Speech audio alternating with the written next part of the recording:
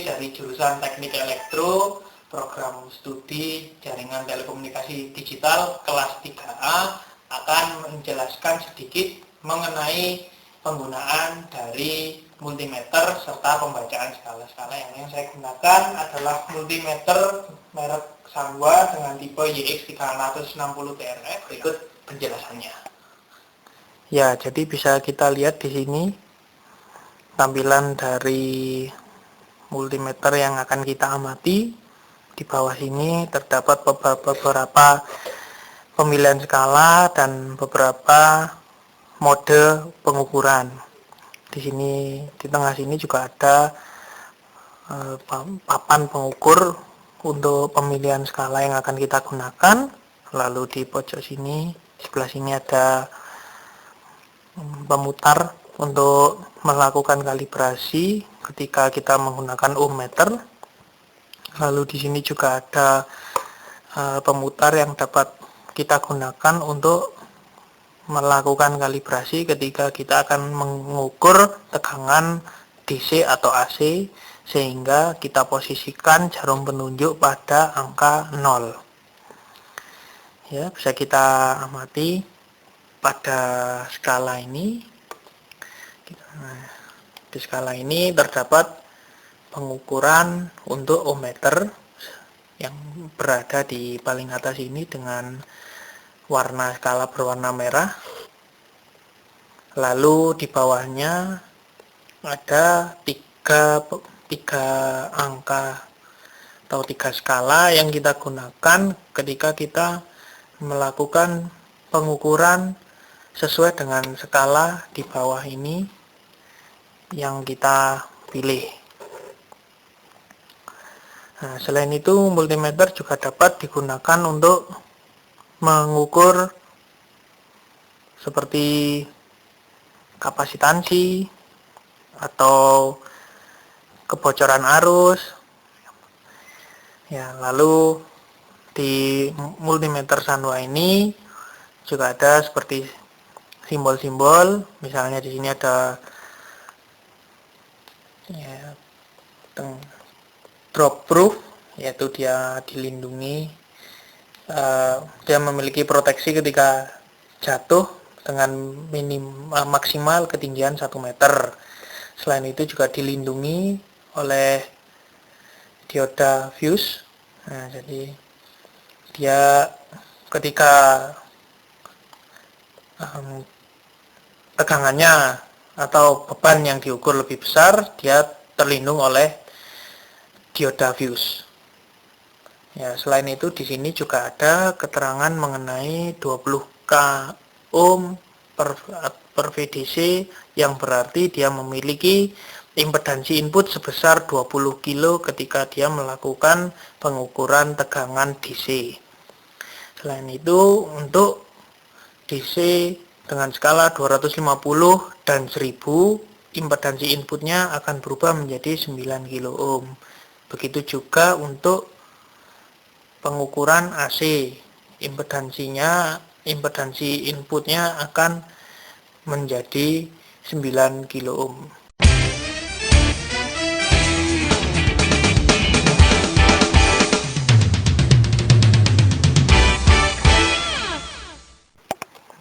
Ya, kita lanjutkan untuk pengukuran pemilihan skala di fungsi di bawah ini.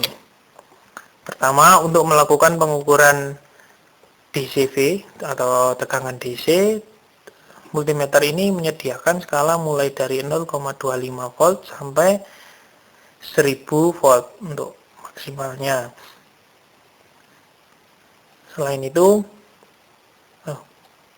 Setelah itu untuk mengukur tegangan AC, multimeter ini menyediakan skala mulai dari 10 volt hingga 750 volt. Arus DC, multimeter ini menyediakan skala mulai dari 50 mikroampere hingga 0,25 ampere. Untuk pengukuran resistansi, ya, menyediakan skala mulai dari kelipatan 1 hingga 1 kilo ohm. Dengan skala beruntut, ya ini 1 kali 1 kali 10 kali 100 dan kali 1 kilo atau 1000. Selain itu, untuk mengukur kapasitansi menggunakan skala dalam orde mikrofarad.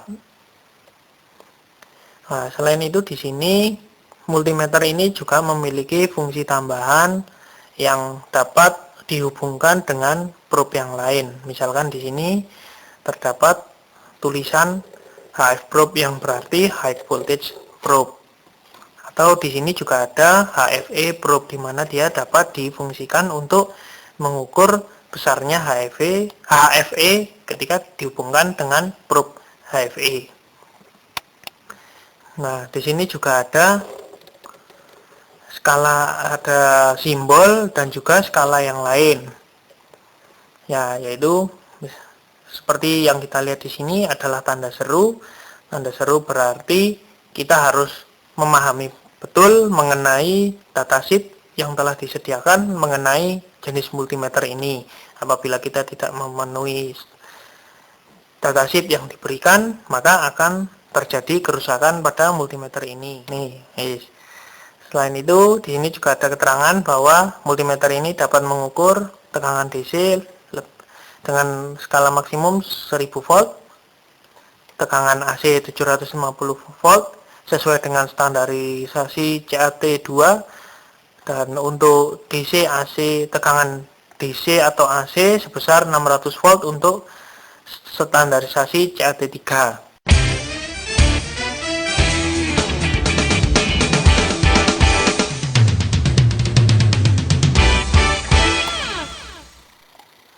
Ya, selanjutnya kita akan melakukan beberapa proses kalibrasi. Misalkan kita akan mengkalibrasi agar kita dapat menggunakan pengukuran tegangan DC atau AC dengan baik. Proses pertama yang paling penting yang harus kita lakukan adalah memutar skala yang ada di tengah ini agar jarum penunjuk benar-benar berada di titik 0 dengan tepat. Misalkan jarum penunjuk terjadi seperti ini, terjadi kemiringan seperti ini, nah, maka kita dapat melakukan pengaturan supaya dia berada benar-benar tepat di titik 0. Setelah itu kita akan melakukan kalibrasi untuk pengukuran ohmmeter. Nah, untuk teman-teman yang ingin melakukan pengujian menggunakan ohmmeter, perlu teman-teman perhatikan bahwa harus dilakukan kalibrasi di setiap perubahan multiplier yang teman-teman gunakan. Misalkan saat ini kita berada di multiplier dengan skala kali 1. Kita kalibrasi dengan menghubungkan kutub positif pada multimeter dengan kutub negatif pada multimeter. Seperti ini. Nah, jarum belum menunjukkan pada posisi 0 ohm, sehingga kita harus memutar fungsi ini sehingga dia dapat berada pada kondisi 0 ohm. Ya, misalkan seperti ini. Maka multimeter siap digunakan. Misalkan kita akan menggunakan multiplier yang lain, ya misalnya ini kali 100. Ketika kita kalibrasi, maka dia akan menunjukkan skala yang bukan 0 ohm lagi seperti yang telah kita atur sebelumnya. Itu artinya bahwa kita harus mengkalibrasi setiap perubahan multiplier yang kita gunakan. Nah, seperti ini. Maka kita siap menggunakan ohmmeter.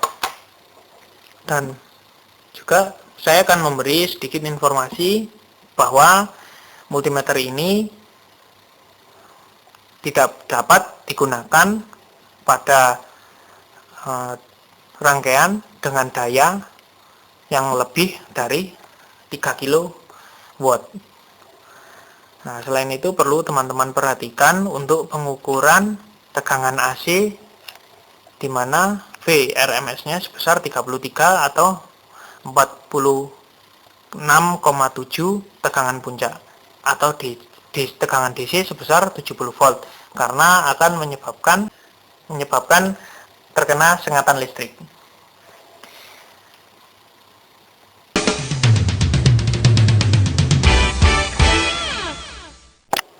Nah, jadi dari penjelasan saya yang singkat ini dapat kita ambil kesimpulan bahwa sebuah multimeter dapat digunakan untuk mengukur resistansi, tegangan, arus. Itu yang merupakan fungsi utama dari sebuah multimeter. Namun dari berkembangnya zaman, berkembangnya teknologi, multimeter juga dapat digunakan untuk mengukur dioda, mengukur kapasitansi, mengukur penguatan, arus yang bocor, dan banyak yang lain. Ya, selain itu, untuk lebih jelasnya perlu diperhatikan bahwa teman-teman harus melihat dulu mengenai datasheet yang disediakan oleh tipe jenis dari multimeter yang teman-teman gunakan. Kesempatan yang diberikan pada malam hari ini semoga dapat bermanfaat untuk teman-teman, sehingga kita dapat melakukan pengukuran yang baik, sehingga kita dapat memperoleh nilai yang benar, dan juga kita dapat melindungi diri kita dari kondisi yang tidak diinginkan. Oke, itu saja dari saya. Selamat melanjutkan tugas kalian masing-masing. Terima kasih.